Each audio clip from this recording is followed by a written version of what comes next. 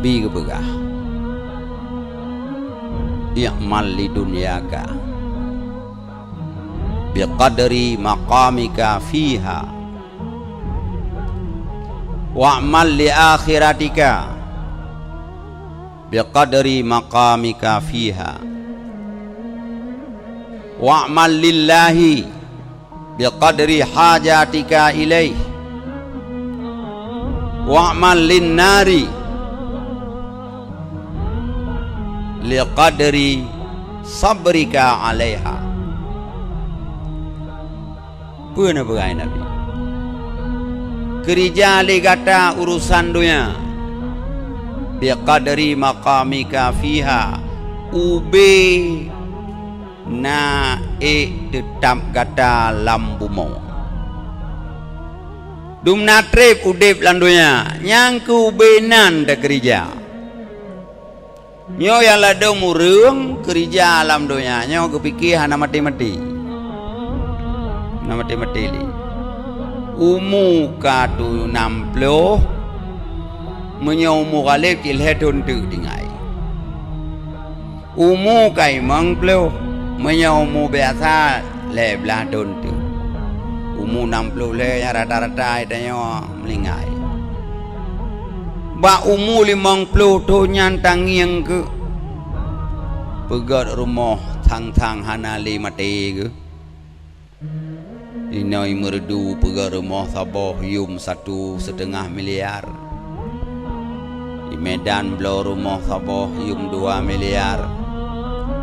Jakarta belo rumah Sabah yum 5 miliar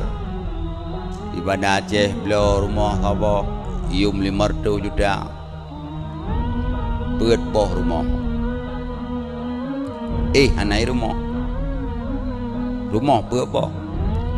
pat lam motor pan lam pesawat pan bak terminal bandara letak urusan nyo payah tape laju nyo malamnya payah tak berangkat Medan sehingga bengah polimong bengah payah tak pesawat karena pos kurang di Jakarta harus tak ikut rapat na meeting masalah tender pos 10 malam motor di merdu start Medan si malam bengah lah motor nya rumah 2 miliar lam kama asing ali rumah lek polimang popua bengah hitam mau Medan peluang umon bagah-bagah ya azan subuh semayang bagah-bagah hana mana-mana peluang Kuala Namu untuk pesawat tu polimang bengah nya hana mana polimang bengah pesawat Pruh Jakarta po 7 Pruh hana JPI le hoi taksi peluang long gede kota terus gede setengah sekurang omanya karap meeting be ile ada pupi be ile ada baca sarapan peluang ile bak depan meeting